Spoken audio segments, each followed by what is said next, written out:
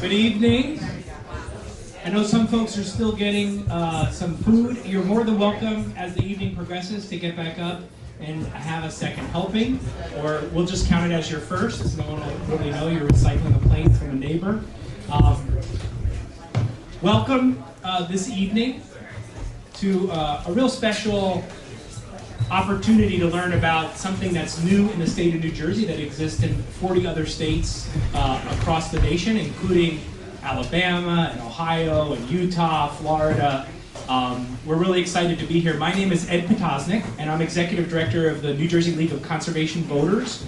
And we're based in Trenton, New Jersey, and we work with elected officials throughout the state to help educate them about conservation policies that they can do to protect our natural resources. I grew up in Montville, New Jersey, and it's great to be here in Jefferson on Lake Hopatcong because I learned to water ski on this lake. I caught my first largemouth bass on this lake, and Lake Hopatcong has a real special place in my heart and my family's.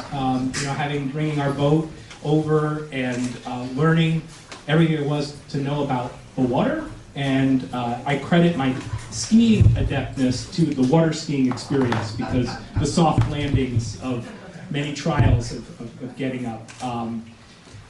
As all of us, I think, can attest, Lake Hopatcong is certainly an economic and also special gem in this area. It's the largest lake in New Jersey and has some challenges. And what we're here to do tonight is to talk a little bit about something called a stormwater utility. We're part of what we call the Flood Defense New Jersey, which is a new tool for localities to start to address problems that affect water quality with polluted runoff from concrete and hardened surfaces like blacktop, and also to reduce flooding, which is pervasive across our state.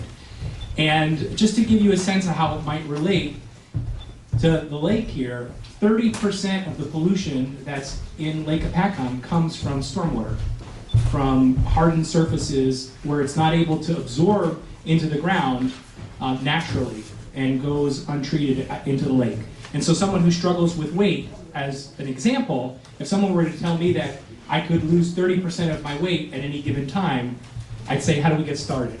And so what we want to do tonight is we have some really great experts to help outline what some of the challenges are and what potential solutions there might be. And there are a whole bunch of them. There's grants available to help with stormwater, and we're going to go through some of those. Before we get started with our experts, I wanted to give a quick shout out to some folks that made tonight possible. Most importantly, Carolyn Singer, who did an amazing job and great outreach from our staff.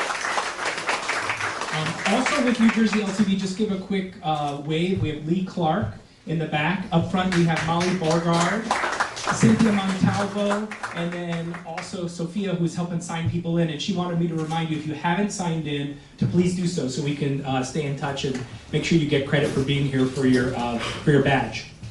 Boy Scouts, Girl Scouts in the room?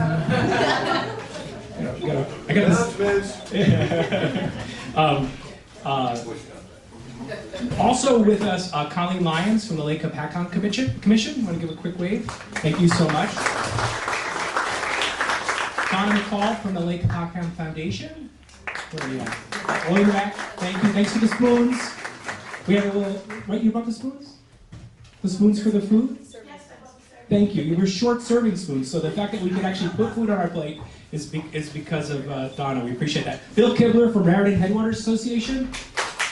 Over on your left side, and George Stafford from New Jersey Highlands Coalition in the back. Thank you, George.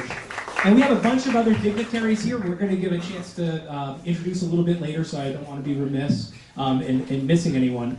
So we're going to get started.